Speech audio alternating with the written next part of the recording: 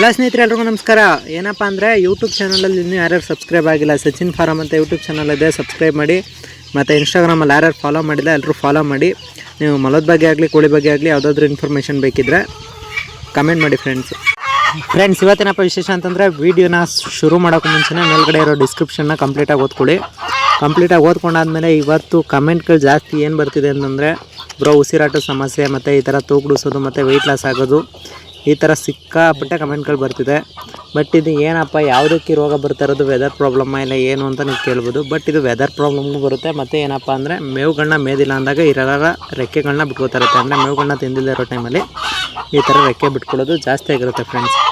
ಇದಕ್ಕೆ ಪರಿಹಾರ ಏನು, ಇದಕ್ಕೆ ಯಾವ ಥರ ಪರಿಹಾರ ಮಾಡ್ಕೋಬೇಕು, ಇದಕ್ಕೆ ಯಾವ್ದು ಮೆಡಿಷನ್ನು, ಮನೆ ಮದ್ದ ಇಲ್ಲ ಅಂತಂದರೆ ಏನು ಹಾಕಬೇಕು ಅಂತ ನೀವು ತಿಳ್ಕೊಳ್ಳೋದಾದರೆ ಹೈಡ್ರೋಕ್ಲೋರೈಡ್ ಅನ್ನೋ ಒಂದು ಟ್ಯಾಬ್ಲೆಟ್ ಬರುತ್ತೆ. ಹೈಡ್ರೋಕ್ಲೋರೈಡ್ ಟ್ಯಾಬ್ಲೆಟ್ನ ನೀವು ಅರ್ಧ, ಅಂದರೆ ಈ ಥರ ಸಣ್ಣ ಮರಿಗಳಿಗಾಯಿತು ಅಂದರೆ ಆ ಮಾತ್ರೆನ ಅರ್ಧ ಹಾಕಿದ್ರೆ ಸಾಕು. ದೊಡ್ಡ ಕೋಳಿಗಳಿತ್ತು ಅಂದರೆ ನೀವು ಆ ಮಾತ್ರೆನ ಒಂದು ಹಾಕ್ಬೋದು.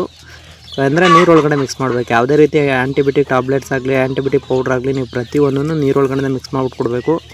ಯಾವುದನ್ನು ನೀವು ನೀರೊಳಗಡೆ ಮಿಕ್ಸ್ ಮಾಡಿದಂತೆ ಡೈರೆಕ್ಟ್ ಹಾಕುವಂಥ ಟ್ಯಾಬ್ಲೆಟ್ಸ್ ಆಗಲಿ ಯಾವುದೂ ಇರೋಲ್ಲ. ಆ್ಯಂಟಿಬಯೋಟಿಕ್ ಪ್ರತಿಯೊಂದು ನೀರೊಳಗಡೆ ಹಾಕಬೇಕು.